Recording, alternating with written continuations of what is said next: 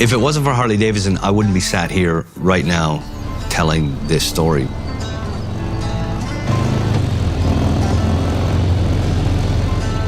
What started as just me taking the engine out, rebuilding the motor, and putting it back in the bike turned into a complete full custom build.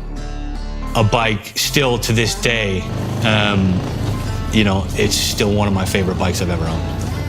I never intended to become a custom bike builder, but I took that bike and I used to ride that bike everywhere.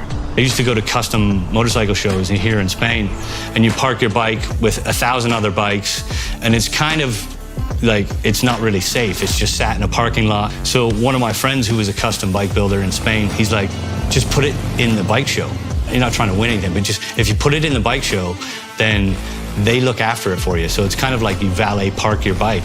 So I did that a few times, and I just kept winning these, you know, small custom bike shows in Spain with this bike that I built on a budget in my house.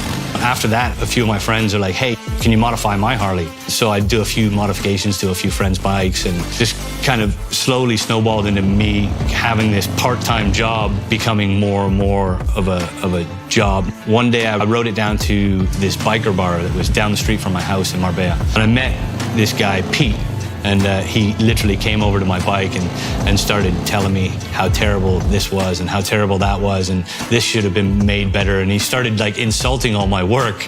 And for some reason, I was just like, really? Who are you? And then he's like, you know, you should probably do some of this. You know, it looks beautiful, but you need more power, and you should do this and you should do that. And then we just got talking. You know, we instantly became best friends.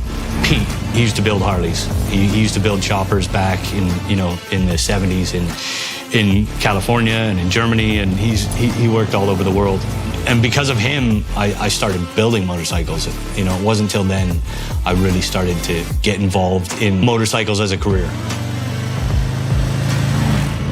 If it wasn't for the first Harley I bought, I wouldn't have met all of the friends that I have now today. And thanks to this Harley community is where I met my best friend, Pete. My very last memory of Pete, when we were together for the last time, was me and him doing a road trip, and he was riding his Fat Boy. So for me to be here riding a Fat Boy now just brings back so many memories. And you know, of course, do I wish he was riding with me? I'm gonna start crying in a minute. Of course I do. But every time I see a Fat Boy, I think of Pete. And you know, I've built so many Harleys, but I've never built a Fat Boy. It's really got me thinking that maybe it's time for me to build a Fat Boy.